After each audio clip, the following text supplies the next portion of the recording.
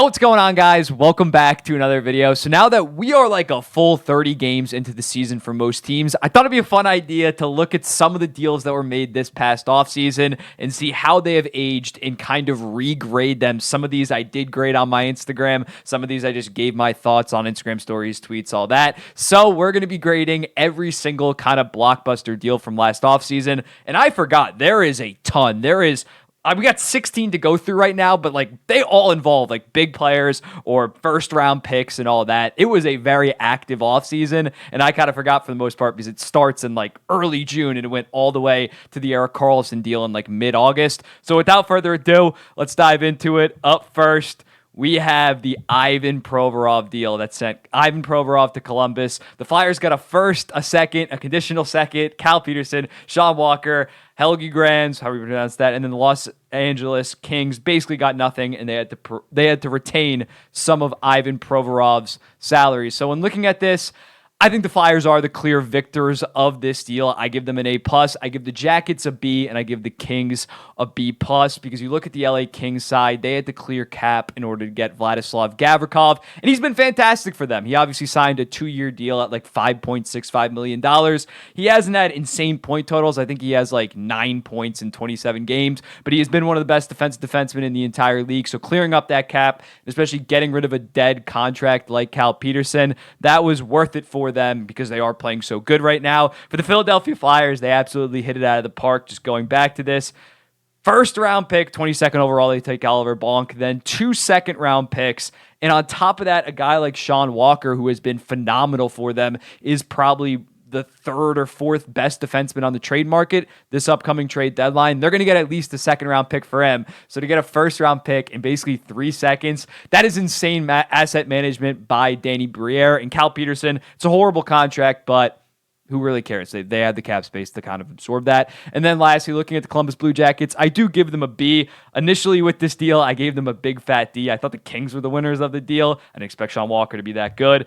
But with the Columbus Blue Jackets, Provorov has been a good player. He has 17 points in 32 games right now for them. He has been a very good top 4 defenseman for them. Obviously, the team as a whole has kind of been shit. But when looking just at Provorov, trading basically a second-round pick for him, to get him at only $4.7 million, that was actually solid work by Jarmo Kekalainen. So this was kind of a win-win across the board. Columbus is definitely the loser because their team just on the whole still stinks. But moving on, the next deal we got is also a Columbus Blue Jackets one, but this one went even worse. You look at it, Damon Severson for a third-round pick. I give the Devils in this a B+. They didn't have the money to re-sign Damon Severson, and you still get a third-round pick that we're going to talk about later in the video that they flipped for someone else. And the Jackets obviously locked up Severson on an 8-year, $6.25 million contract. He has 8 points in 19 games right now. His underlying offensive numbers are pretty good. They've been good throughout his entire career, but he is bleeding goals defensively. So when you look at him, he's 29 years old. He has 7 years after this at $6.25 million. If the Columbus Blue Jackets had a redo on this deal, I'm sure they're taking it and not locking up a 29-year-old on an 8-year deal. Next up, we got the Ryan Johansson deal for the rights to Alex Galchenyuk, funny enough, and they got this 50% retained. For the Avalanche, I'm going to go with the C-. For the Predators, I'm going to go with the B. The Avalanche, he has not lived up to expectations. People thought that he could be a legit second-line center. I said he could be a third-line center, maybe potentially second-line center, but he is not a fix. And you look at him, he has 10 goals, but only 2 assists. His underlying numbers have not been very good. They need to get an upgrade at second-line center come this year's deadline. And especially when you look at it, it's not just this year. They also have another year at $4 million. He's probably like a $2.5 to $3 million player at this point. And if you're Nashville, you basically gave him away for nothing. Yes, you're retaining that $4 million, but you compare that to giving him a whole ass $8 million. It was good to get that money off the books and kind of spend it elsewhere. The next deal, Shawn Dery to the Coyotes for a second-round pick. I give the Coyotes an A-. I give the Kings a C+. Coyotes, second-round pick, especially after trading Chychrun and Gostisbehere at last year's deadline. They needed defensemen, and Shawn Dery has come in and played a pretty serious role. He's playing like 22 minutes a night and has 13 points in 25 games, a very good offensive defenseman. To get that only at a second-round pick, I think they had a shit ton of second-round picks to trade in that draft. So when looking at that, Shawn Dery is going to, not a core piece to them, but he's going to be a very good player for the next 5 years, and he's only making $1.5 million. For the LA Kings, C+. I can't kill them for this because they have guys like Jordan Spence and Brant Clark in the system that I think are going to be better than Shawn Dery. But Shawn Dery next year or this year at $1.75 million, that was a very good bargain for a team like the LA Kings to kind of ship him off. Yes, they got a good asset for it, but I don't really love it. So C+, B- possibly. Next up, we got the Alex Newhook deal. They traded the 31st overall pick, the 37th, and some prospect that I have absolutely no clue who he is. And for this deal, I did rate this before, or over the summer I rated it. I gave the Canadiens a B+, the Avalanche an A-. My deals have gone in each direction. I give the Avalanche an A now. I give the Canadiens a B because Newhook is definitely a solid player. Right now he has 13 points in 23 games, but he didn't really take that next step on the Canadiens. He's definitely improved in a bigger role, but in my opinion, I think his ceiling's probably like 50, 55 points. To basically give up 2 late first-round picks for that, not that good of value from Ken Hughes. Not a bad deal. I still give it a B. They do have a bunch of assets and picks that they were able to trade, and Newark's going to be a part of their core, but overall value-wise, I don't really think it was there. And for the Avalanche, Newhook had never really broken out, and they didn't really have that much of a role for him to play this next coming season. And also, they packaged that 37th overall pick that we're going to talk later to get a player of Newhook's ability right now, and they were able to keep that 31st pick and eventually draft Mikhail Guliev. So I think they definitely won this deal, and it was a very good deal for them. Up next, Kevin Hayes to the St. Louis Blues for a 6th-round pick. The Flyers retained 50%. I give the Flyers a B+ in this just because Kevin Hayes has 3 more years after this. The Flyers are obviously going through a rebuild. They just want to get his contract off the books, or at least part of his contract. So I think it was a pretty solid deal for them. I give the Blues a C+ because Kevin Hayes probably is worth $3.5 million right now. He has 16 points in 30 games. He's not a great player, but he's definitely a middle 6 in all offense, like third liner. But he still has 2 more years left on that deal, and at his age, I think it's going to not age that well. So when looking at this, yes, they only gave up a 6th-round pick, but I still don't love it for the St. Louis Blues. Now we got the Pierre-Luc Dubois trade. Pierre-Luc Dubois for Gabe Vilardi, Alex Iafallo, Rasmus Kupari, and a 2024 2nd-round pick via the Montreal Canadiens. I did grade this one in the offseason when it happened. I gave the Jets an A+. I give the Kings a B+, and it has gone even more in one direction. I would give the Jets an A, maybe even an A+, and I would give the Kings legitimately a D+ at this point. You look at it, PLD has completely flopped in LA as of right now. He's their 3rd-line center, which, I mean, Philip Deneau is a very good player, but he was expected to be that 2nd-line center considering he got a 7-year, $8.5 million contract. He has 12 points in 27 games, which is on pace for 36 points. And again, he's making that massive money the next 7 years. And you look at a Vilardi, he has 4 goals, 5 assists for 9 points in 11 games. He missed a bunch of games with a knee injury. So he's playing fantastic. He's playing far better than Pierre-Luc Dubois. It is a small sample size, though. But also a guy like Alex Iafallo has 15 points in 29 games. And he's playing like 16, 17 minutes a night. He's been a very good piece for them as well. He's been arguably better than Pierre-Luc Dubois, let alone Gabe Vilardi. Kupari's probably not going to turn into something. And then you look at that 2024 2nd-round pick. It's not the LA Kings pick. It's the Montreal Canadiens. The Montreal Canadiens are probably going to be a bottom 8 team, so that's going to be a top 42 pick. That's a pretty valuable 2nd-round pick. So if Vilardi keeps this up, keeps out playing Dubois, I think this is an A+ for the Winnipeg Jets. It was a great deal. I thought in the moment, I was like, Vilardi's not that much worse than Pierre-Luc Dubois. Pierre-Luc Dubois had 63 points. Vilardi had like 30-goal pace and 25-assist pace last year. The gap was not that big and not worth that big of a price, especially with an Iafallo attached to it. This was a fantastic deal by the Winnipeg Jets, and it's aging very well. Next up, Tyler Toffoli to the New Jersey Devils for a 3rd-round pick in Yegor Sharangovich. I initially was very low on this deal. I have calm down on the Flame side of that. I thought they did kind of get fleeced, but Sharangovich has been pretty good. So I would still give the Devils an A. I do think this is obviously an upgrade to Foley over Sharangovich. That shouldn't be up for a debate.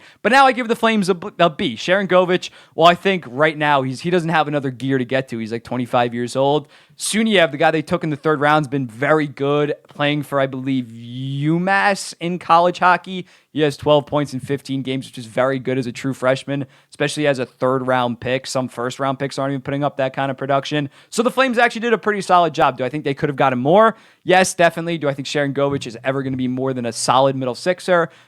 I don't think that he's going to be much better than that. But when looking at it, it has balanced out. It's not as bad as I thought. Sharangovich has kind of thrived in the Calgary Flames system. The next trade, we got Ross Colton in that 37th overall draft pick that I talked about before. This was a fantastic deal by the Avalanche, but I also think it was a solid deal by the Lightning. I'm going to give the Avalanche a B+, and the Lightning a B. The Avs, Colton has been better than Newhook. Well, last year, Newhook has been about the same on the Canadians, but compared to what Newhook's role was last season on the Avalanche, Ross Colton's been an upgrade. He has 15 points, 7 goals in 31 games, just playing a very solid third-line role and only making $4 million for the next 4 seasons at only 27. He's going to be on the team throughout that entire deal. So in looking at them trading Newhook for the 31st and 37th overall, then shipping that 37th overall for Ross Colton, keeping the 31st, as I mentioned before. Very good job by Joe Sakic and McDonald as their general manager. For the Lightning, they couldn't really re-sign him. They couldn't afford to re-sign him, so you get the 37th overall pick. I think they took Ethan Gauthier. That's very solid work by the Lightning, by Julien Brisebois. So it was a win-win on both sides. It was the Avalanche taking advantage of the Lightning's cap situation, and the Lightning still getting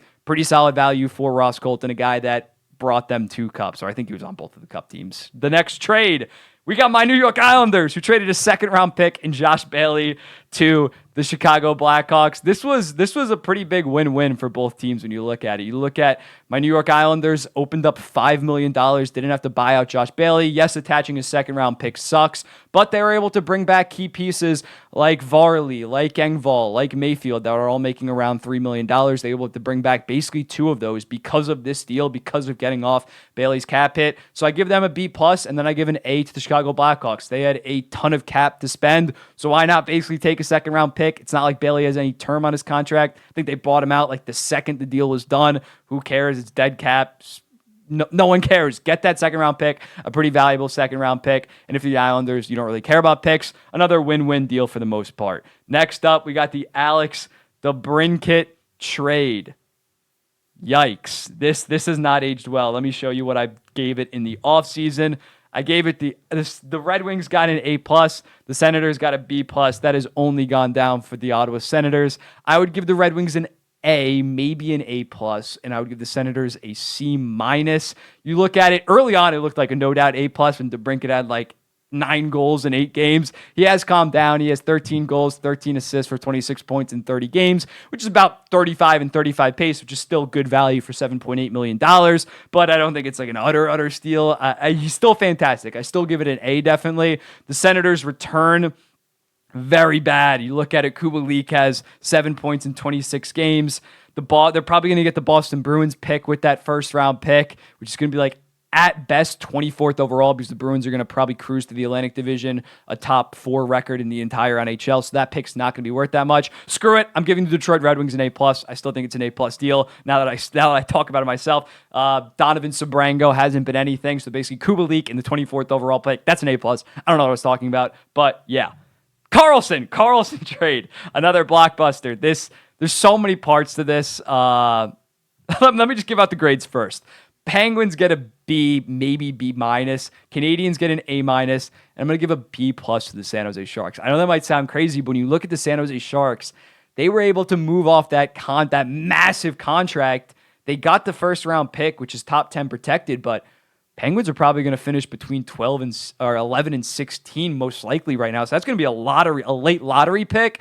I know Carlson just was coming off a Norris season. We are clearly seeing right now he's not the best defenseman in the entire NHL. So for them to be able to move off that contract that is negative value for the next couple of years, they did retain about $1 million a year, get that first round pick, and even Mikael Granlund's been fantastic for them. He has 21 points in 24 games. My jaw literally dropped when I saw that when I was checking to do this video. So in looking at that, I think they can flip Granlund maybe this deadline, maybe the following deadline for more assets. Hoffman is not that good right now, but I think this was actually a pretty decent deal by the San Jose Sharks looking back on it. Penguins, I still give a B because they were able to move out a bunch of bad contracts in order to bring in Karlsson. So even though I don't think he's worth $10 million, them getting off Granlund, getting off Petry, getting off some of those guys was good move by Kyle Dubas. But yeah, the next 4 years, Karlsson's not going to be worth $10 million. They did give up a first-round pick that they're not going to be able to use at this year's deadline. Still an okay deal, but nothing special. And when looking at the Montreal Canadiens, let's bring up that pick again. They got a second-round pick. They retained some money on Petry. They got the Smith. They basically got a second-round pick just to take on some contracts, which, again, similarly to the Blackhawks and other teams, they have the money to do that. Why not? Second-round pick, pretty valuable. So I give them an A-. And we're going to talk about some of their other deals right now. But before that, we're going to talk about the Masimo Rizzo deal. He was traded to Philadelphia for David Case, I don't know how to pronounce it. It's Czechian. But Masimo Rizzo in a 5th-round pick was traded for this European player from the Carolina Hurricanes to the Philadelphia Flyers. And I give the Flyers a legit A+ for this deal and the Canes a D+. You guys might not know Masimo Rizzo. He's leading all of college hockey right now in points per game. He has 31 and 18. He's arguably the Hobie Baker front runner right now. It's either him or his teammate or Macklin Celebrini. So when looking at Masimo Rizzo, the Flyers, it has to be something like an Adam Fox where Rizzo didn't want to sign with the Carolina Hurricanes because it makes no sense why you would dump him. He is 22 years old, but he's been arguably the best player in college hockey. So it's going to be very interesting to see if he takes that next step to the NHL. And the Flyers got him for a guy that's playing in Czechia right now. That was another steal. And our final 2 deals is the Jeff Petry deal for Gustav Lindstrom in a 4th-round pick. I'm going to give the Wings a C- on this. I'm going to give the Habs a B-. Habs, they were getting rid of Petry. He wasn't going to stay. So the fact they got a 4th-round pick, they did have to eat some money. But when looking at the Detroit Red Wings, Petry hasn't been that good of a player, and they are not paying him a lot. They got $2.3 million. I don't even know if he's worth that, and they have another year tacked onto that. I didn't like this deal when it happened that much for the Detroit Red Wings. I said, why not? I guess in the moment, why not? But now, I think they would have just been better off not doing this deal and just relying on one of their young guys or AHL guys to take that next step. So not a bad deal, not a back-breaking deal. They can obviously trade Petry at any point with a $2.3 million cap hit, but I didn't love it. And then lastly, a sneaky, fantastic deal by the Vancouver Canucks. They got Casey DeSmith for Tanner Pearson in a 2025 3rd-round pick. The Canucks get an A, probably an A+ on this. The Habs get a B-. Habs weren't going to keep DeSmith with Monty and Allen. That was going to be their tandem. But Casey DeSmith's been absolutely fantastic. He has a 9.19 and a 2.48. He's been one of the best. Him and Demko has formed one of the best tandems in the entire league. DeSmith's been one of the best backups in the entire league. So to get that for Tanner Pearson in a 3rd-round pick, Tanner Pearson has 8 points in 27 games right now. He's just a bottom 6 forward for the most part. So the Canadiens did get a 3rd-round pick for a goalie they weren't going to use. So it's still solid. I still give him a B-, B. And the Canucks get one of the best backups in the entire league. But let me know in the comments, what do you think about these? Would you change some of my grades? Which deals was I too harsh on? Which deals was I too light on? And let me know in the comments, and I'll be seeing you in the next one.